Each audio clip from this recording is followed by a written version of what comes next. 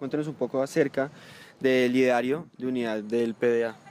Pues el programa del Polo es un programa de izquierda democrática, es decir, es un programa en el que cabe el 99% de los colombianos. El primer punto es la defensa de la soberanía nacional y eso supone la defensa no solamente de la injerencia frente a la injerencia política y militar de otros países en Colombia y en la región, sino también la posibilidad de que los colombianos determinen su destino incluso económico. Sergio, ¿en qué autores o ideologías se fundamenta la doctrina del Polo? Hombre, pues más que autores, cuando uno mira la propuesta del Polo, lo que se da cuenta es que ahí caben el 99% de los colombianos, como les decía. De lo que se trata es de partir de unos mínimos. El primer mínimo, ¿cuál es el problema principal de este país? Entonces, frente a eso, el Polo ha dejado claro que el principal problema de este país es que no tiene soberanía. Prueba de eso son cada uno de los tratados de libre comercio. Por ejemplo, en el Tratado de Libre Comercio se entregó no solamente todas las mercancías y los servicios de este país, sino el mar territorial, el espectro electromagnético y el subsuelo. Luego, no se nos puede decir que no es el principal problema de este país. El segundo problema de este país es que tampoco hay democracia. No es cierto que haya democracia. Este remedio de democracia en las elecciones, que es lo mínimo que debe haber en una democracia, pulula la compra de votos, la parapolítica, bueno, en fin, en donde no hay garantías para la oposición política, en la que el gobierno concentra en manos del presidente todos los poderes del Estado. Bueno, ¿de qué democracia estamos hablando? Sergio, ¿en qué proyectos se encuentra trabajando la juventud del Polo en este momento? Nosotros siempre hemos partido de dos consideraciones. Una, de que los problemas de los jóvenes, la causa del sufrimiento de los jóvenes es la misma causa del sufrimiento de todos los colombianos.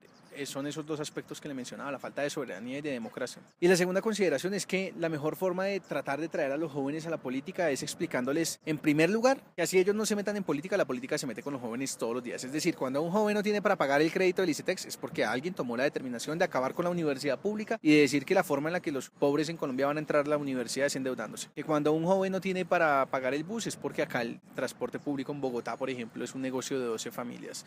Que cuando los jóvenes se mueren en las puertas de los hospitales es porque alguien definió que las EPS iban a controlar el negocio de la salud y que la salud no iba a ser un derecho. Bueno, en fin, le decimos a los jóvenes, mire, es una obligación moral, política, ética, meterse en la política de este país. Aprovechando el espacio, usted nos contaba detrás de cámaras que una compañera de ustedes del Polo, de la juventud, de la Universidad Sergio Arboleda, tenía, digamos, varias trabas por su pensamiento, su ideología, su inclinación. ¿Ustedes ven esto como un obstáculo o como un escalón para salir adelante? Es por supuesto un obstáculo, digamos, es desafortunado que en buena parte de las universidades públicas y privadas del país no se entienda que si no se discute de política en las universidades, entonces ¿dónde se va a discutir? Es decir, si los médicos de la Facultad de Medicina de una u otra universidad no están pensando en la reforma a la salud, entonces ¿en qué están pensando? O sea, ¿para qué están estudiando esos médicos?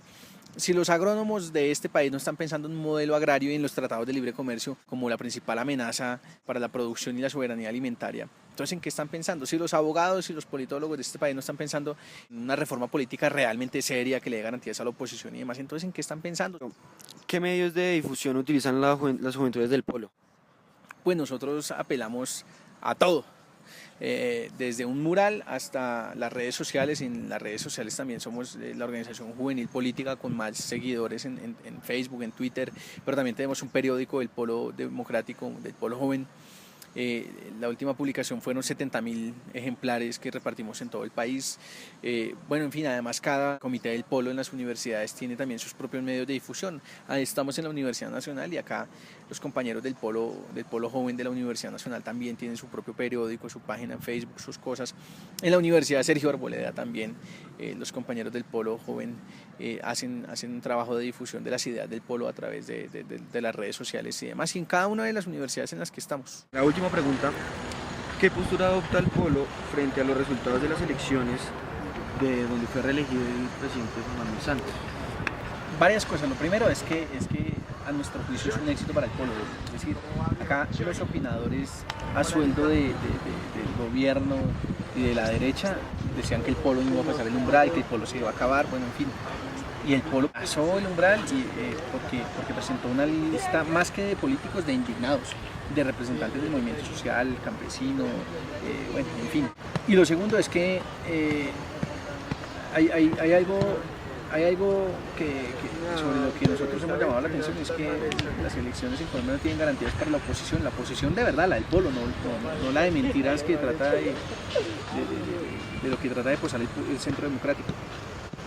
sino que en serio acá no hubo garantías para la oposición política. Mientras el gobierno repartió mermelada por todo lado, al polo se le retuvieron los recursos que por ley se le deben asignar de anticipo de la reposición de votos, ¿sí? El polo tiene literalmente hipoteca la casa y la sede nacional del Polo Democrático Alternativo, por ejemplo.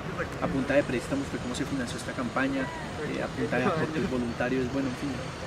Pero además no solo eso, sino que el manejo de los medios de comunicación, por supuesto, le sirven a los gobiernos de turno en este país, la falta de garantías para el desplazamiento de los militantes del Polo por el país, garantías incluso de seguridad. Es que ese cuento de que ahora la oposición tiene garantías es solamente eso, un cuento. No hay garantía ni de seguridad, ni garantías políticas, ni de ningún tipo.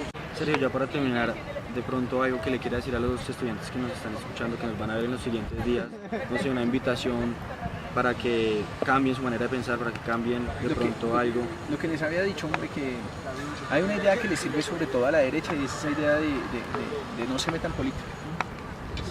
Esa idea de tranquilo, usted dedíquese a otras cosas, la política no tiene nada que ver con usted, pero no importa usted en qué dimensión de la vida humana se desempeña, la política es con todo el mundo, con todos, con absolutamente todos los seres humanos.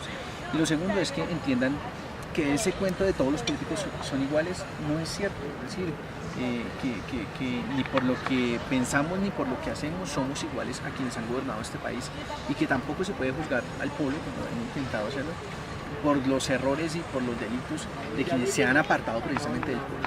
Yo siempre dije, el problema de Samuel e Iván Moreno es que gobernaron con las mismas ideas y con las mismas personas con las que ha gobernado la derecha. Es decir, Samuel e Iván gobernaron fue con el partido de la U, con los liberales, con los conservadores, con todos ellos. Los nombraron en su gabinete y esa fue su bancada en el Consejo. No gobernaron ni con la gente ni con las ideas del Polo Democrático Alternativo. Y por eso, pues, bienvenidas las sanciones para este par de delincuentes.